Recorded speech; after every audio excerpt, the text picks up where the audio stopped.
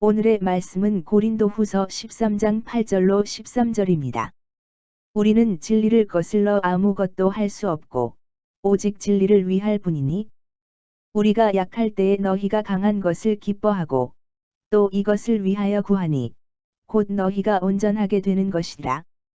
그러므로 내가 떠나 있을 때에 이렇게 쓰는 것은 대면할 때에 주께서 너희를 넘어뜨리려 하지 않고 세우려 하여 내게 주신 그 권한을 따라 엄하지 않게 하려 함이라.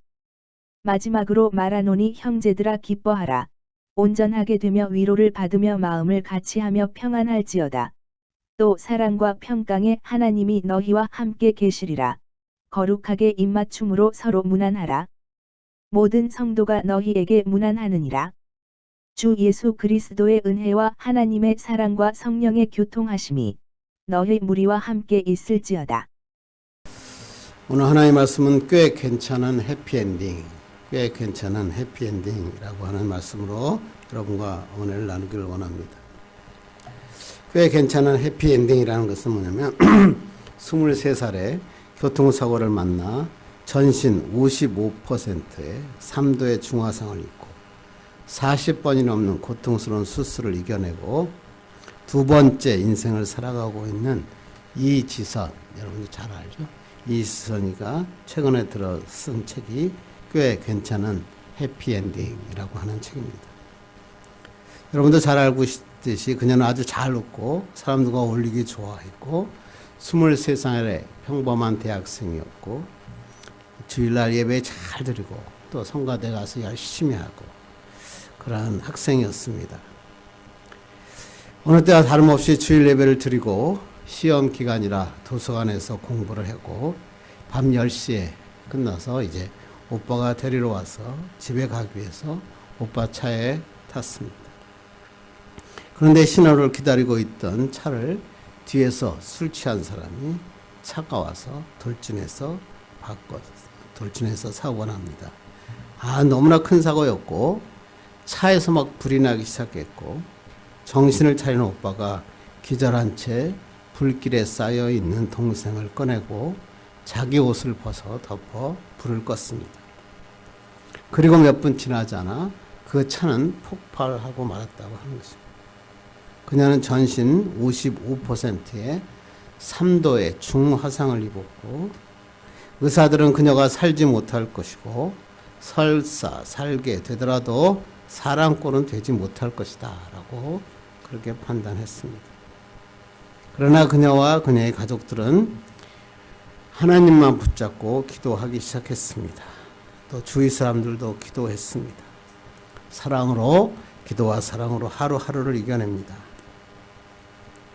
얼마나 힘들었던지 그녀는 이지선을 이렇게 하나님 앞에 기도했습니다. 하나님, 나 너무 오래 살게 하지는 마십시오 라고 기도했다고 합니다.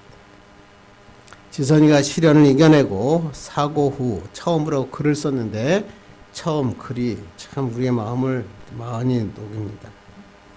이 글에 뭐라고 써있냐면 모든 걸 잃은 것 같지만 아무것도 할 수 없게 되어버렸지만 가고 싶은 교회도 성가대도 학교도 마음대로 갈 수 없지만 그렇게 모든 걸 잃은 것 같지만 약한 가운데 상처투성의 몸 가운데 짧아진 손가락에도 하나님은 생명을 주시고 소망을 주시며 날마다 하나님을 향해 손들고 찬양하고 마음을 주시니 감사합니다. 하나님 감사합니다. 살아있어서 흰눈도 보게 하시고 추운 겨울을 다시 맞게 하시니 저 선인은 축복받은 사람입니다. 대단하죠? 저희 목사보다 훨씬 낫습니다. 기막힌 운명과 화해하고 희망을 되찾기까지 자신이 발견한 삶의 비밀을 처음 책 지선아 사랑해라고 지어놨다 하면은 꽤 괜찮은 해피엔딩이라는 것은 뭐냐면 이제는 이 생존자에서 생활인으로 꿈을 하고 떠났던 유학생에서 학생들을 가르치는 교수로 살아가기까지 여정을 담았습니다. 오늘 사진에서 보는 것처럼 이제는 아주 행복한 모습을 볼 수 있죠. 셀 수 없이 많은 고난을 겪으며 인생이란 동굴이 아닌 언젠가 환한 빛을 기다리는 터널이었다. 이렇게 얘기하는 멋진 얘기를 합니다. 그리고 귀한 주변 사람들의 손을 잡고 꽤 괜찮은 해피엔딩을 향해 가는 사람이다 라고 하면서 책의 제목을 꽤 괜찮은 해피엔딩이라고 정했습니다.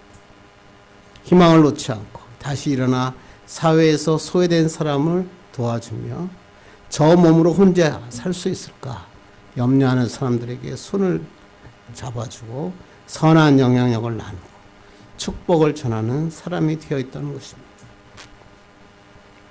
그녀는 고난을 통해서 배운 삶의 비결을 사람들과 나누면서 더 나은 미래, 더 나은 세상, 하나님이 함께하는 세상을 꿈꾸며 살아가고 있습니다. 이게 정말 참된 행복한 해피엔딩이 아닙니까? 우리 인생이 축복의 인생인가 아닌가 알 수 있는 방법은 우리의 인생의 마지막이 해피엔딩인가 아닌가 하는 것입니다. 해피엔딩이란 말을 쓰지 말고 어떤 국어학자가 보니까 행복 결말이라고 쓰자 그렇게 얘기했습니다. 해피엔딩이 뭡니까? 연극이나 드라마, 영화에서 마지막에 끝이 아름답게 끝나는 것을 얘기합니다. 근데 그 드라마나 영화를 보면 그 과정에서는 시련을 겪죠. 남에게 막 모멸감을 겪죠. 그런데 결국은 문제를 해결하고 행복하게 끝납니다. 그래서 이런 영화를 해피엔딩이라고 그러죠. 영화 얘기가 아니라 우리 인생의 결말도 이렇게 행복하게 끝날 수만 있다면, 행복 결말의 인생을 살 수만 있다면 우리는 성공한 인생이라고 할 수 있습니다. 어렵고 고생스러운 일 견뎌낼 수 있습니다. 그런데 이것을 견뎌내고 난 다음에 정말 우리에게 행복한 마무리의 인생을 살 수 있느냐, 그게 중요하죠.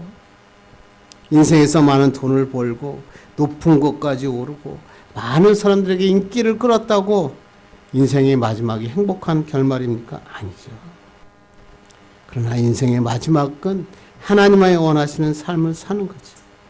인생의 여정 중간에는 고난도 있고 실패도 겪고, 그렇지만 마지막이 축복의 열매를 맺을 수만 있다면 행복 결말의 인생이라고 할 수 있는 것입니다. 그래서 인생을 중간에만 탁 잘라서 보면 그것을 보고 인생이라고 이야기할 수 없습니다.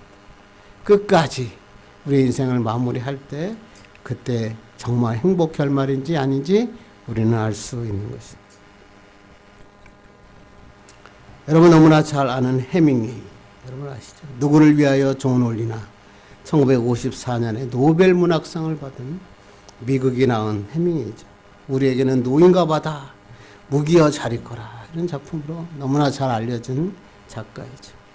그는 참 좋은 그리스도인의 가정 출신이고, 그의 할아버지는 세계적인 부흥사 무디 선생과 아주 가까웠고요. 그의 아버지는 의사 선교사가 되겠다고 하는 큰 꿈을 갖고 일생 동안 살았던 아주 경건한 사람이었습니다. 그의 어머니는 아주 엄격한 신앙인으로 자녀들에게 신앙교육을 시켰고, 그는 주일학교 때 성가대 가운을 입고 노래를 부르는 아주 똑똑한 그런 소년이었습니다.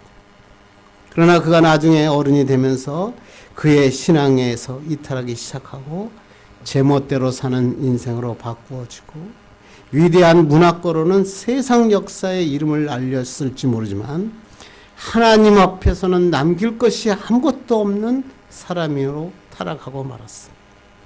그는 성공했습니다. 파리의 착류층 사람들과 교제했고요.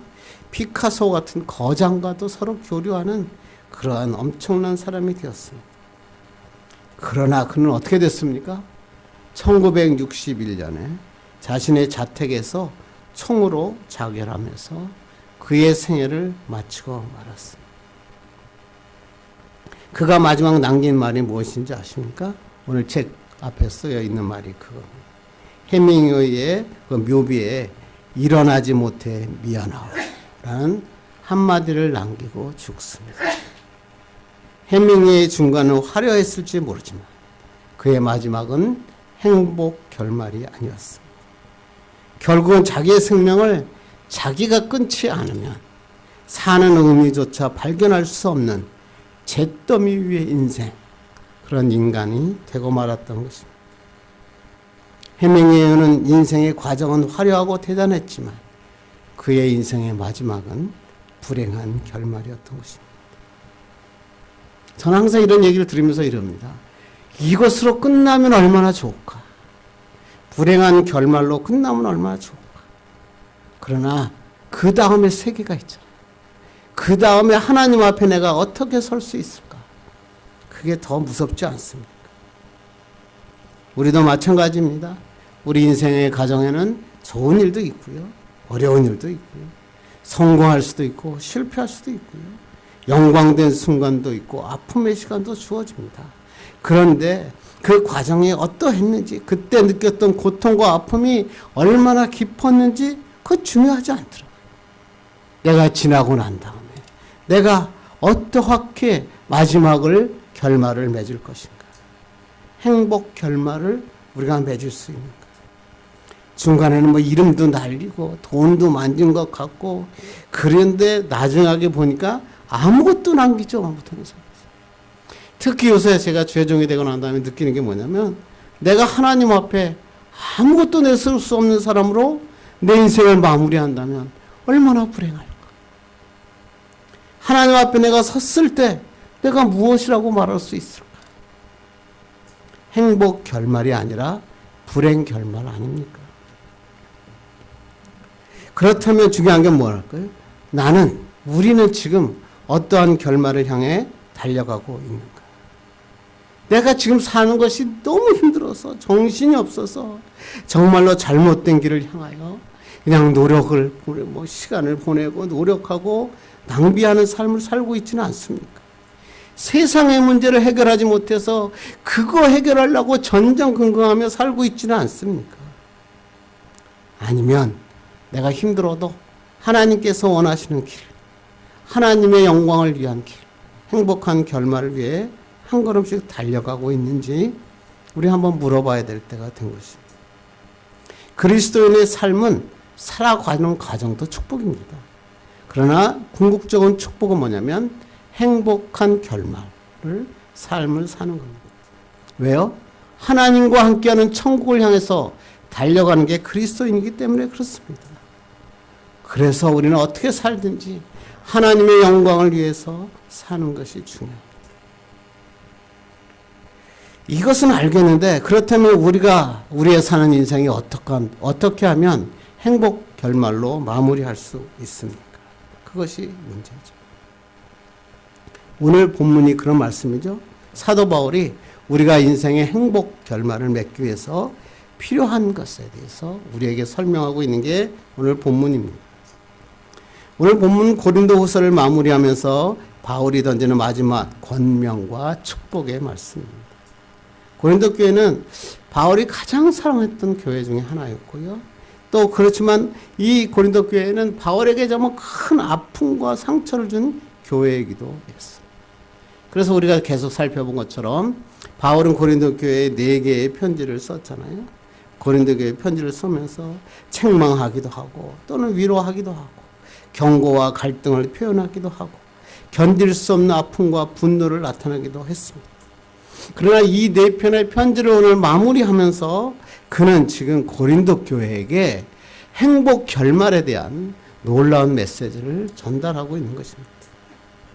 한번 11절 보겠습니다. 시작. 마지막으로 말하노니 형제들아 기뻐하라. 온전하게 되며 위로를 받으며 마음을 같이하며 평안할지어다. 또 사랑과 평강의 하나님이 너희와 함께 계시리라. 거룩하게 입맞춤으로 서로 무난하라. 그렇게 아프고 책망하고 막 그러던 사도 바울이 마지막에 뭐라고요? 너희 형제들아 모두가 기뻐하기를 원한다. 온전하게 되고 위로를 받으며 한마음이 되어 평안하기를 원한다. 진노와 심판의 하나님이 아니라 사랑과 평강의 하나님이 너희와 함께 하시기를 원한다. 이런 축복이에요. 마지막의 결론은 행복이다. 축복이다. 이런 거죠.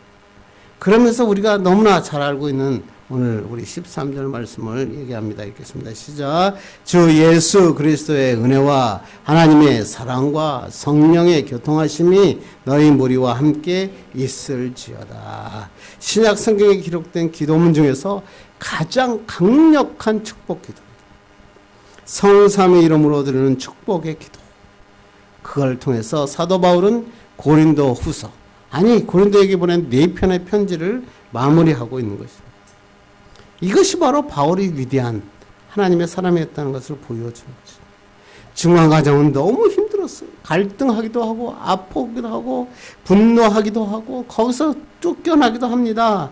그런데 마지막은 고린도 교회 성도를 향하여 축복하며 그들이 너희들이 그리스도인으로 행복한 결말을 맺기를 기원한다.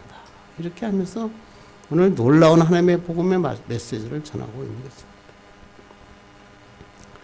사도 바울이 고린도 성도들이 행복한 결말의 인생을 살기 원했던 것처럼 우리도 그리스도인으로서 행복한 결말을 맺어야 됩니다. 과정은 힘들죠. 갈등을 겪을 수도 있어요. 생각하지도 않았던 고난을 경험할 수도 있어요. 그런데 그 과정이 어떠했느냐 중요하지 않아요. 내가 마지막에는 행복한 결말을 지어야 돼요. 어떤 사람으로? 그리스도인으로. 하나님의 사람으로 행복한 결말을 지어야 되는 것입니다. 왜? 예수 그리스도께서는 우리가 행복한 결말의 인생을 살기를 원하시기 때문에 그렇습니다.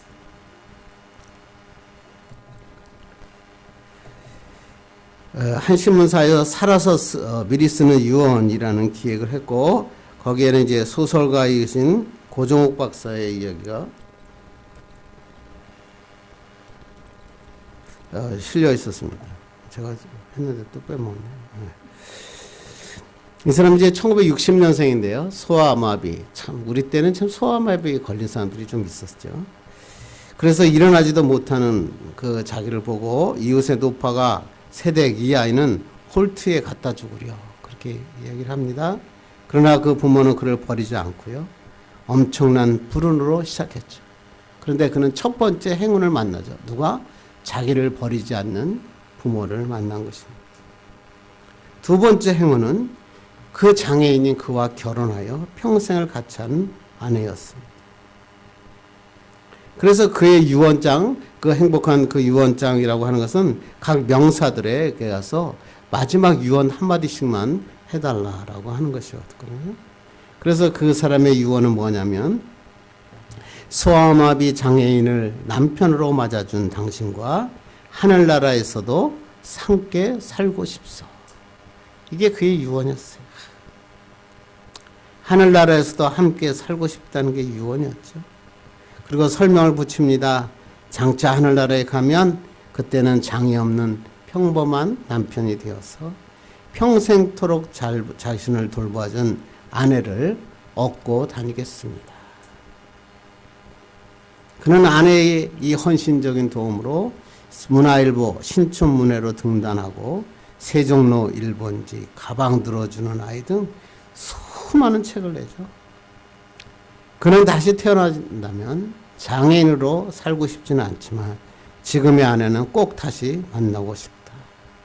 그래서 무거운 시장바구니도 들어주고 아기 어분 띠도 풀어주고 높은 곳에 물건도 꺼내주고 형광등도 갈아주는 그런 남편이 되어보고 싶다.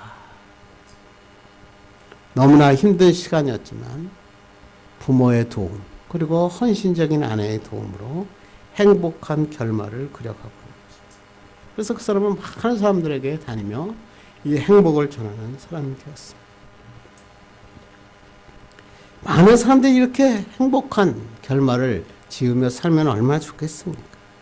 그런데 그렇지 않죠. 처음은 막 멋지게 시작해요. 그런데 마지막은 비참하고 초라한 사람들이 너무나 많죠.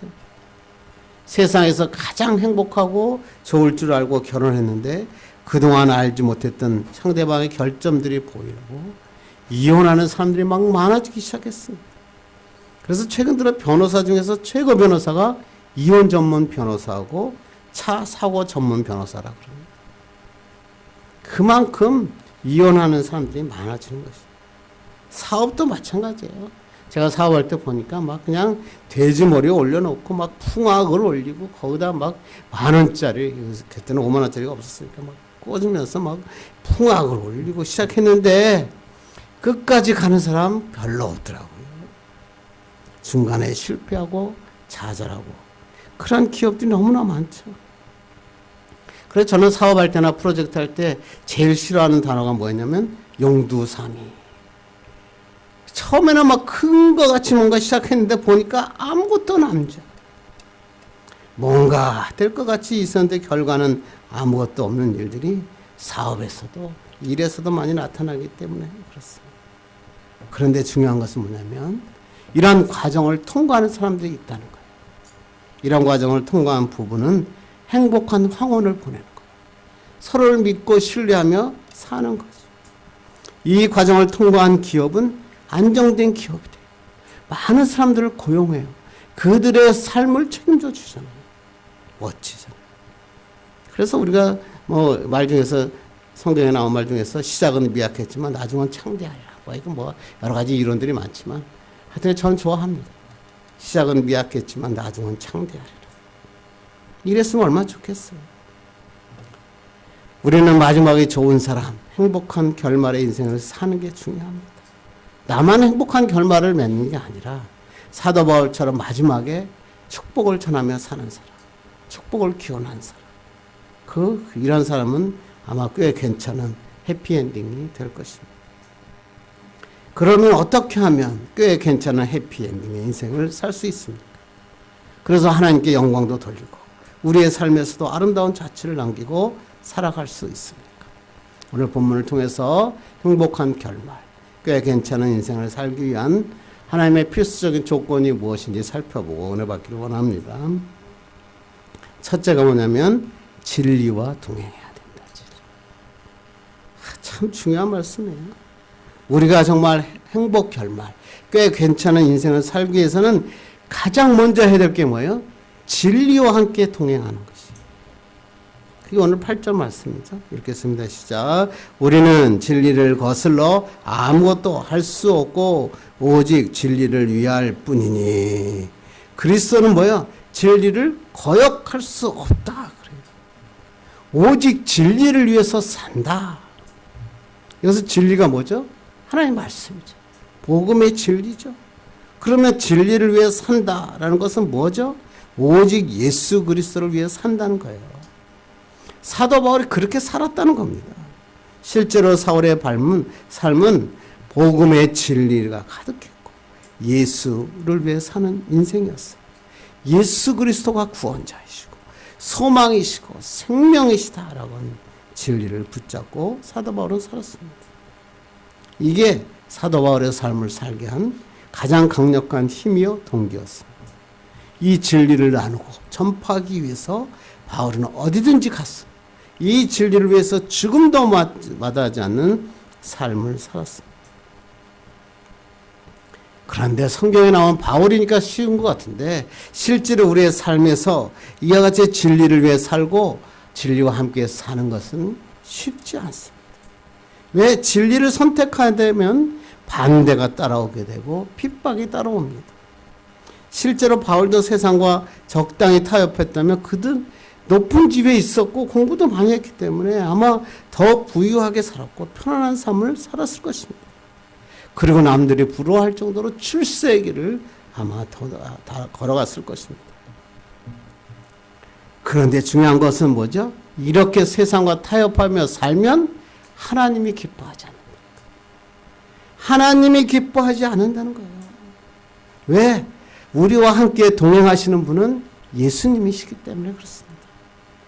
그러므로 진리를 거역하거나 진리를 떠난 삶은 아무리 겉모양이 화려해도 결국은 패망할 수밖에 없습니다. 실제로 복음서를 보세요. 진리이신 예수님께서 어떻게 사셨습니까? 진리이신 예수님께서 이 땅에 태어나셨던데 사람들이 그를 거부하잖아요. 심지어는 막 그 사람을 죽이잖아요. 예수님께서 공생애를 시작하면서 하나님은 놀라운 진리의 말씀을 선포할 때 사람들이 막 박수치고 환호했습니까? 그렇지 않죠. 오해하고 경계하고 배척했죠. 귀신 들렸다고 하는 사람들까지 나타났다는 거예요. 결국은 골고다에서 십자가라고 하는 그 죄수의 형틀에 피와 물을 다 쏟으시고 돌아가셨어요. 이게 진리의 삶이었던 거죠. 여기까지만 보면 예수님의 생애는 불행한 것처럼 보이죠. 예수님의 진리는 참 가치가 없는 것 같이 보일 수 있어요. 그런데 반전이 일어나죠. 예수님은 사흘 만에 부활하셨어요. 지금까지 선포했던 말씀이 진리인 것을 모든 사람들로 알게 하셨어요. 예수 그리스도 한 분만이 하나님께로 갈 수 있는 유일한 구원의 길이다. 이 사실을 선포하고 모든 인류에게 구원을 베푸는 생명을 주는 아름다운 열매, 행복한 결말을 예수 그리스도는 맺으셨다는 것입니다. 우리 삶에도 이러한 진리를 따라 사는 삶이 필요하다는 것입니다. 진리와 동행하는 것은 힘들지만 진리와 같이 가면 하나님이 함께 하시고 하나님이 기뻐하시고 열매를 맺게 하시고 하나님의 축복의 길로 인도하신다는 겁니다. 그런데 많은 사람들이 이렇게 살지 않죠. 하나님의 진리 떠납니다. 처세술을 좋아합니다. 교회에 다니면서도 성경에서 나오는 리더십, 성경에서 나오는 재정관리, 성경에서 나오는 이런 것을 찾으려고 그렇게 애를 씁니다.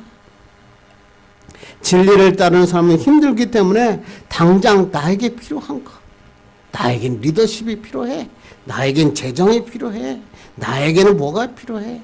그래서 성경을 가지고 MBTI를 하고 그러는 게 현실 아닙니까? 그런데 이것은 잘못된 선택이죠. 말씀을 떠나면 잘 살 것 같지만 그렇지 않습니다. 교회를 떠나면 더 많은 시간이 나에게 주어지는 것 같지만 예배를 드리지 않으면 더 많은 것을 내가 할 수 있을 것 같지만 결과는 그렇지 않아요. 그래서 잠언 14장 12절이 그 말씀이거든요. 한번 읽겠습니다. 시작. 어떤 길은 사람이 보기에 바르나 필경은 사망의 길이니라. 사람이 보기에는 좋은 길인 것 같아요. 사람들이 보기에는 중요한 것 같아요. 그런데 하나님께서 뭐라고요? 필경은 사망의 길이다. 하나님 보시기에는 사람의 길을 따르지 말고 하나님의 길을 따르는 게 중요하다. 그럼 우리는 세상의 길을 걸어가면 안 돼요. 진리의 길을 걸어가야 돼요. 이 진리의 길은 말씀이에요. 그래서 말씀을 묵상해야 돼요. 말씀을 읽어야 돼요. 그리고 그 말씀대로 살 때 행복한 결말을 맺게 되는 것입니다. 그런데 많은 사람은 예수를 믿는 것도 자기 성공을 위한 처세술 정도로 예수를 믿어요. 내가 시험에 합격해야 되니까, 내가 사업에서 돈을 많이 벌어야 되니까, 내 자식들이 잘 돼야 되니까 교회 다닙니다. 그러나 믿음은 그러한 처세술이 아닙니다. 먼저 내가 복음의 진리를 위해 내 목숨을 드리는 겁니다. 하나님 앞에 드리는 거예요. 예수 그리스도를 주인으로 모시고 고난이 와도 내가 걸어가야겠다. 그 길을 걸어가면 하나님의 영광의 역사가 나타나는 거예요. 진리의 길을 걸어가면서 고난이 와도 참아내고 하나님의 영광을 위해서는 손해도 보고 하나님의 일을 위해 최선을 다할 때 그때 하나님이 길을 열어주세요. 그래서 성경에 뭐라고 그랬어요? 하나님의 생각은 우리의 생각과 다르다. 이 말씀이 뭐죠? 하나님의 생각과 우리의 생각은 하늘과 땅 차이다 이거예요. 엄청난 축복을 준비하고 계시는데 왜 너는 네 인생은 내가 걸어가게 하냐. 여러분 진리의 길을 걸어가 축복의 역사를 일어나길 간절히 바랍니다. 여러분 이거 많이 들었던 얘기죠. 제가 저번에도 한번 설교할 때 했던 건데 몇 년 전에 베스트셀러 중에 스펙보다 열정이다 라고 하는 책이 있었죠. 이 책은 대학생 멘토 김원기라고 하는 사람이 쓴 책인데 이것이 발표되고 난 다음에 이 김원기의 경력이 사실과 다르다 하면서 온 매스컴을 장식했던 적이 있습니다. 기억나십니까? 이 김원기 씨는 실업계 고등학교를 졸업하고 두 차례 편입시험 끝에 2008년도에 연세대학교 원주 캠퍼스에 들어갔습니다. 그리고 2010년부터 실업계 고등학교 꼴찌였던 내가 4학년이 되기도 전에 삼성 SDS에 특채했다라고 자신을 홍보합니다. 그리고 신문과 방송에 이 김홍기 씨가 알려지기 시작합니다. 2011년 1월 3일 파이팅 꼴찌도 끈기 있으면 명문대 간다. 실업 깨고 전국 꼴찌 삼성맨 된다. 김홍기의 반전 공부법이라는 것이 조선일보에 막 대서특필됩니다. 그러자 2월 23일 KBS TV의 행복한 교실에서 꼴찌에서 명문대생이 된 김원기라고 하는 방송을 탑니다. 엄청난 인기가 있었습니다.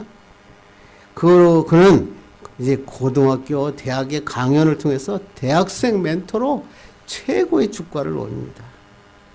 그러자 그는 6월에 자서전 스펙보다 열정이다 라고 하는 책을 냈어요. 그 책을 냈더니 막 엄청나게 팔렸죠.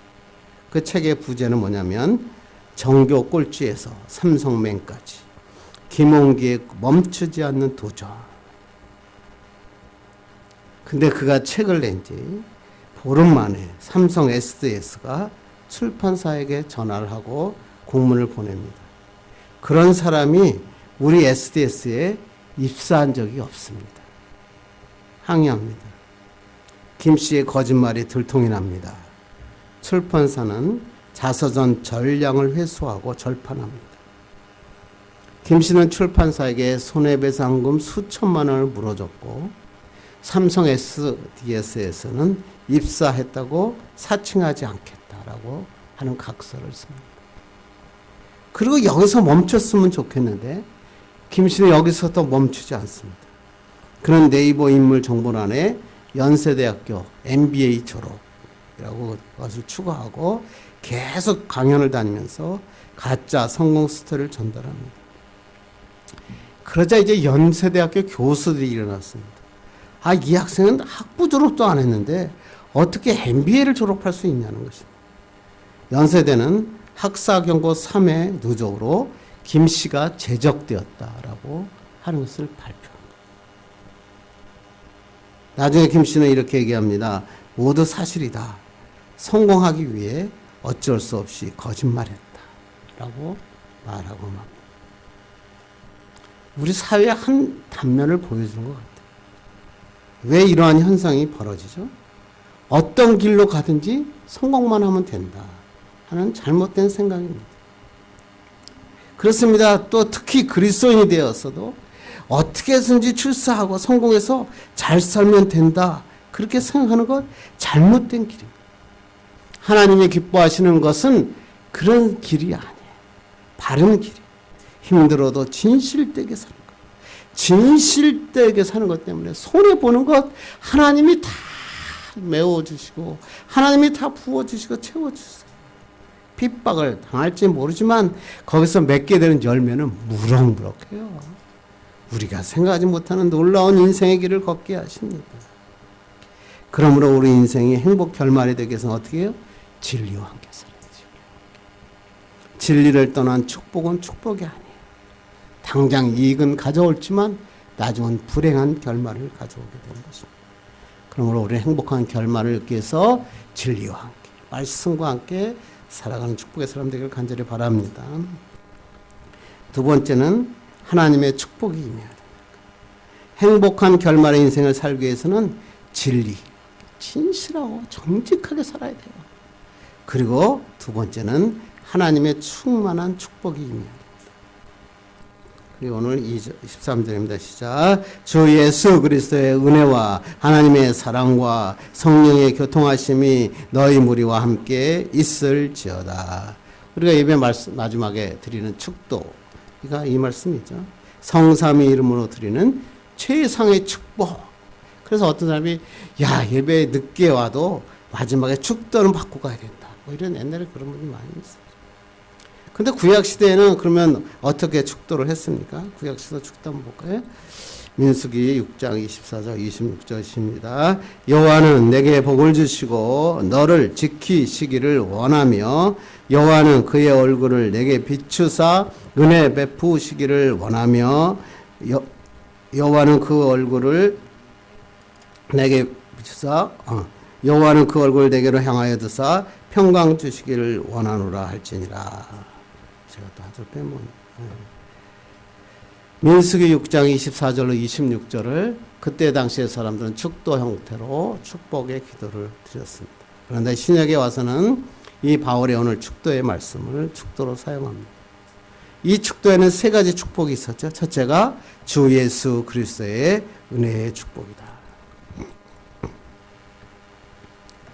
주 예수 그리스도의 은혜, 뭐죠? 날 위해 죽으신 십자가의 은혜를 말하죠. 나의 모든 죄와 허물을 깨끗하게 세우시고 새롭게 하시고 하나님의 그리스도 은혜 안에 거하게 하시는 거죠. 나 같은 영사람이 주 앞에 옳다함 그런 축복이 바로 그리스도의 은혜의 축복이죠. 하나님의 사랑의 축복, 둘째가 뭐죠? 독생자 예수 그리스도를 우리에게 보내주신 하나님의 사랑. 그래서 하나님이 세상을 이처럼 사랑하사 독생자를 주셨어요. 죽을 수밖에 없는 죄인도 사랑하셔서 하나님의 자녀 삼아 주시고 하나님의 그 축복을 부어주시는 은혜. 이것은 우리는 생각할 수도 없는 무한하신 사랑이죠. 그래서 하나님은 우리의 아픔도 아시고 필요한 것도 아시고 우리의 눈물도 닦으시고 사랑한다 내 딸아, 사랑한다 내 아들아, 내가 너를 사랑하노라. 제가 앞으로 그럴 때 얼마나 이 노래를 부르면서 울었는지 몰라요. 사랑한다 내 아들아. 그럴 때 맨날 기도원 가면 그때 부흥사 목사님이 그러잖아요. 거기다 자기 이름 대고 한번 부르라. 그럼 부르면 얼마나 눈물이 나는지. 사랑한다 내 딸아, 내가 너를 사랑하노라. 이게 바로 아버지의 사랑이죠. 성령의 교통하심의 축복이라고 그러지. 교통이 뭐예요? 코이오니아, 교제한다, 동합하다, 참여하다, 사귐을 갖는다. 하나님 성령께서 내 안에 내주하셨어. 깨어진 일을 나를 만들어 주시고 내가 힘들어 넘어주실 때 일으켜 세워주시고 낙심했을 때 위로해 주시는 성령의 교통하심의 축복이죠. 이러한 놀라운 축복이 있을 때 우리의 삶에는 폭포수와 같은 기쁨과 감사가 넘쳐나는 것입니다. 이 세 가지 성삼위 하나님의 축복이 우리의 삶 가운데 임재하기만 하면 세상에 감당 못할 일이 없는 겁니다. 그리스도의 은혜와 하나님의 사랑과 성령의 교통하심이 우리 삶에 가득하기만 하면 내 삶의 생수가 흘러넘치는 거예요. 광야를 지나가도 걱정이 없는 거예요. 수월의 죽음 가운데 떨어져도 걱정할 거 없는 거예요. 하나님이 함께 하시니까. 그러므로 우리에게 중요한 것은 환경이 아니에요. 사람이 아니에요. 나의 능력이 아니에요. 나의 삶 속에 성삼위 하나님의 축복이 임재할 때 모든 것을 이룰 수 있습니다. 우리가 코로나가 거의 지나갔죠? 코로나를 지내면서 무슨 생각이 드는지 아십니까? 코로나는 한시적이고 지나간다는 거예요. 그런데 남아있는 게 있더라고요. 하나님의 축복은 영원하다는 거예요. 이 하나님의 축복을 가지고 남은 생애를 살아가는 거, 코로나 가운데서도 하나님 앞에 예배 자리를 멈추지 않는 거, 그게 하나님의 기뻐하시는 삶 아닐까요? 하나님께서는 우리의 삶에서 이 그리스도의 은혜와 하나님의 사랑과 성령의 교통하심이 내 삶에 가득하여야 됩니다. 이것이 가득하기만 하면 축복의 역사가 일어나는 것입니다. 이제 말씀해 주려고 합니다. 제가 오래간만에 톨스토이 이 글이 생각이 났습니다.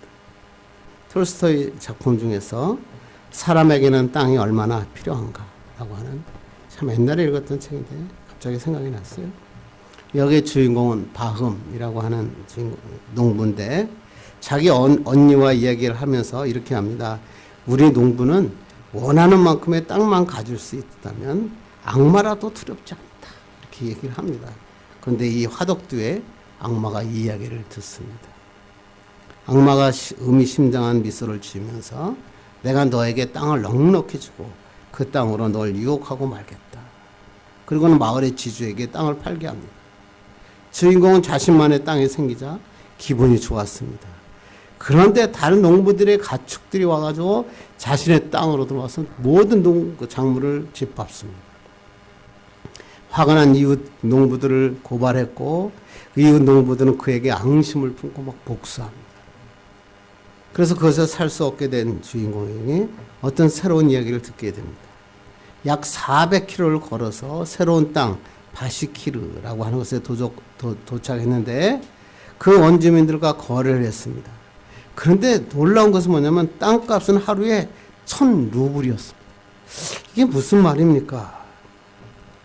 이것은 무슨 뭐냐면 해가 떠 있는 하루 동안 걸어갔다가 돌아온 땅 값이 1,000루블밖에 안 된다는 거예요.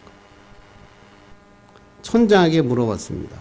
아니, 내가 하루 종일 갔다가 돌아온다면 엄청난 땅이 될 텐데 그 땅을 1,000루블에 정말 나에게 주시는 겁니까? 그 말을 들은 촌장이 웃으면서 말합니다.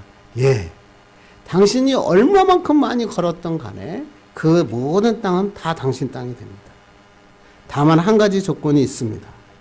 해지기 전까지 출발한 장소로 돌아오지 못하면 당신은 땅도 갖지 못하고 돈도 되돌려 받을 수 없습니다. 그는 신이 났습니다. 잠이 안 왔습니다. 그래서 그 다음날 아침에 일찍 일어납니다. 많은 땅을 얻기 위해서 막 멀리 떠납니다. 근데 그 소설에서 악마가 그를 보면서 씩 웃고 있습니다. 그는 돌아오는 길이 너무 힘들었지만 포기할 수가 없었어요. 허겁지겁 막 달려옵니다. 왜? 다시 돌아오자면 땅도 없어지고 돈도 없어지기 때문입니다. 그래서 막 허겁지겁 약속 장소로 돌아왔는데 바홈은 그때 이가에 피를 흘리며 그 자리에서 죽고 맙니다. 원주민들은 땅을 파서 주인공을 묻습니다. 그래서 그가 가진 땅은 그의 머리끝에서 발끝까지 고작 3아르신, 지금으로 하면 약 2m에 불과하다라고 얘기하는 거죠. 사람에게 필요한 땅은 2m밖에 안 돼. 사람에게 필요한 땅은 한 평도 안 되는 거예요. 요즘은 그것도 필요하지 않죠. 화장해서 조그만 병 하나면 족합니다. 그런데 사람들은 살아가면서 끝없이 욕심을 부릅니다. 그러면서 이렇게 얘기합니다. 요새 사람들 만나면 나이가 들면서 나는 없이 살았지만 나는 자식에게 무엇인가 남겨줘야 되지 않게. 그래서 자식 결혼 얘기를 하면 항상 뒤따르는 말이 뭐냐면 아파트 하나도 못 사주면 돼. 그러나 여러분, 악물고 악체까지 살아도 아무 상관이 없어요. 예수 그리스도가 없으면 아무것도 아닙니다. 예수 그리스도의 은혜, 하나님의 사랑, 성령의 교통하심이 없으면 행복한 삶을 살 수 없어요. 자식에게 남겨줄 것은 아파트가 아니에요. 돈이 아니에요. 믿음을 남겨줘야 돼요. 여러분의 자녀들이 하나님을 붙잡고 하나님의 매매 달고 힘들 때 주의 전에 나와서 기도하는 그 믿음을 자녀들에게 전달해 줘요. 성삼위 하나님의 은혜를 구하며 살 수 있게 되면 모든 것은 하나님이 열어주시는 거예요. 하나님이 축복하시는 거예요. 그러므로 아직도 진리를 따라 살지 못하고 세상의 길을 걸어가고 있다면 오늘 다시 한번 하나님 앞으로 나가시기 바랍니다. 진짜 예수를 만나야 됩니다. 진짜 주 예수 그리스도와 함께 살아야 됩니다. 그 진리 안에 거할 때 성삼위 하나님의 축복이 임합니다. 우리가 생각하지 못한 놀라운 축복이 임합니다. 이렇게 살 때 꽤 괜찮은 해피엔딩, 행복 결말의 인생을 살 수 있습니다. 이런 축복의 사람 되기를 주님의 이름으로 축원합니다. 기도합니다. 하나님 아버지 감사.